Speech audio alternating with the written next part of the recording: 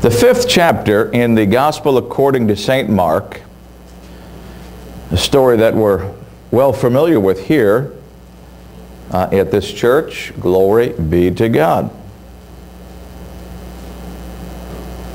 We're going to look at we're going to start in verse 22. Behold, there cometh one of the rulers of the synagogue, Jairus by name, and when he saw him, Jesus, he fell at his feet, and besought him greatly, saying, My little daughter lieth at the point of death. I pray thee, come and lay thy hands on her, that she may be healed, and she shall live.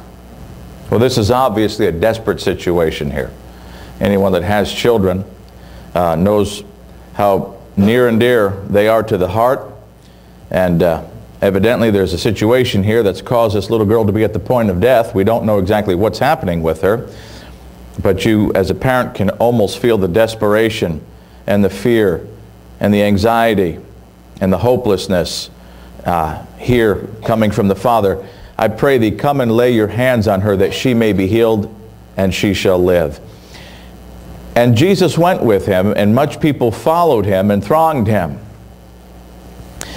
Now, at this point in the story, we're going to be introduced to a woman with the issue of blood, and we'll not have the time to look at that.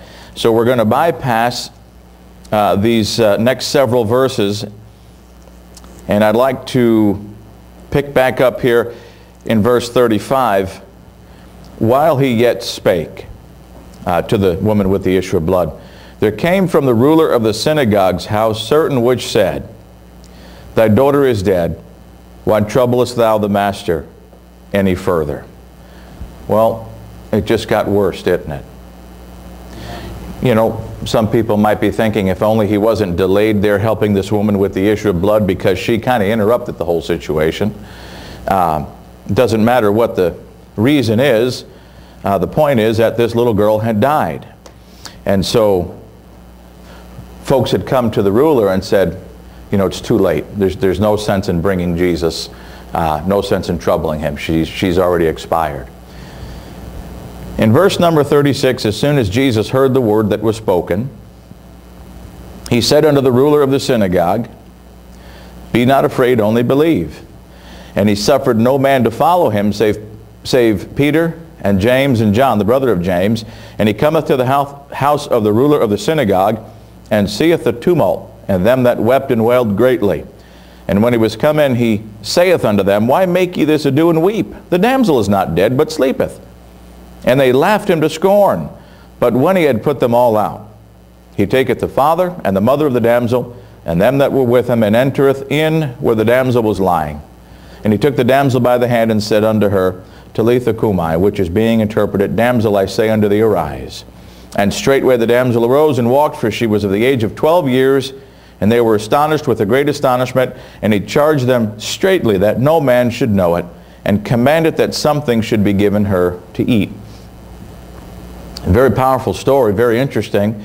If you're not careful, as with many of the stories here, we have a tendency to read these and miss certain key points. And of course, you're reading something. This is a miracle that's taken place here. And there are so many things here that we could look at, but I want to call your attention to verse number 36. As soon as Jesus heard the word that was spoken, he saith unto the ruler of the synagogue, Be not afraid, only believe. In other words, Jesus is totally ignoring what they said. The fact of the matter is, according to this passage of Scripture, she died. That's the fact. Those are the circumstances. And Jesus says, Be not afraid, only believe. The Message rendering puts it this way, don't listen to them, just trust me. Don't listen to them, just trust me.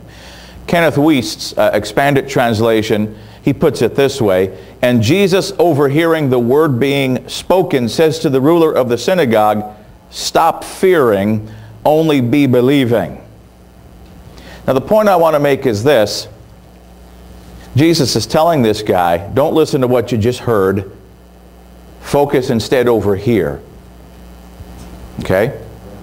The words that are spoken to you have the ability depending on what those words are, have the ability to throw you into fear, have the ability to throw you into a tailspin. The words that are spoken to you, and even words that do nothing more than report the conditions or the circumstances, even words that are simply reporting the facts to you, they have the ability to upend your whole world, don't they?